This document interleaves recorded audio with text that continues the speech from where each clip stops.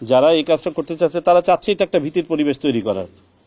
তো আমাদেরকে সেটাই ডিফাই করার জন্যই আজকের এই মিটিং, এবং এটা এটা এটা সাকসেসফুল হতে দেওয়া হবে না। আমি ঠিক জানি না, আমার সাথে কোনো আলোচনা হয় নাই, কমিশনের সাথে কোনো আলোচনা হয়েছে বলে আমার জানা নেই। তো এটা আমি ঠিক জানিও না উনি কি মন্তব্য করেছেন, কোন প্রেক্ষাপটে করেছেন। আমি যদি জানি পরে আমি আলোকপাত করতে পারবো। প্রার্থীরা অস্ত্র নিয়ে কি প্রার্থী নিজেকে পারবেন ওইভাবে করতে?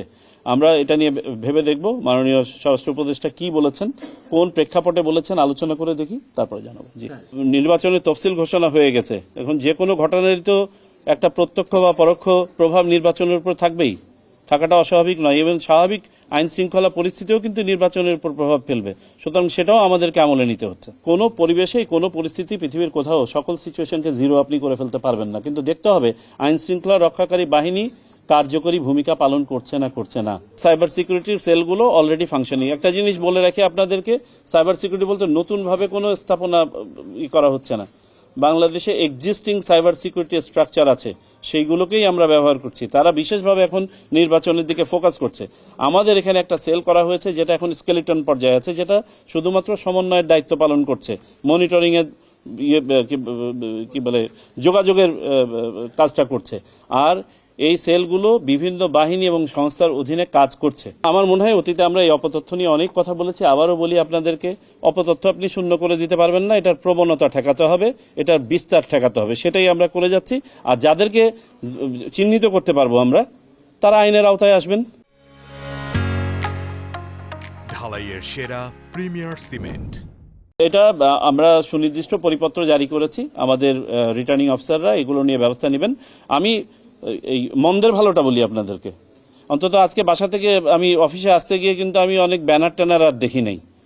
তবে আমার চোখেও কিছু পোস্টার পড়েছে যেগুলো আপনার আঠা দিয়ে দেওয়ালের সাথে ল্যাপটানো, এগুলো আর হয়তো সরাতে পারে নাই বা করে নাই, কিন্তু এগুলো নিয়েও আমরা রিটার্নিং অফিসারদেরকে বলে দিব এগুলোর ব্যাপারে ব্যবস্থা নিতে। আপনারা ইতিমধ্যে দেখেছেন যে মাঠ পর্যায়ে আমাদের নির্বাহী ম্যাজিস্ট্রেটরা অলরেডি অ্যাকশনে আছে এবং যথাযথ ব্যবস্থা নেওয়া হচ্ছে। বিভিন্ন ফাংশন আছে যেগুলো আরপিওর আপনার আচরণ বিধিমালার মধ্যে পড়ে না, যেমন একটা আন্তর্জাতিক দিবস, জাতীয় দিবস উদযাপন, কোনো একটা দলের প্রতিষ্ঠা বার্ষিকী, কোনো একটা বিশেষ অকেশন, আপনার ঈদ বকরা ঈদ থামাই দিতে পারবেন আপনি?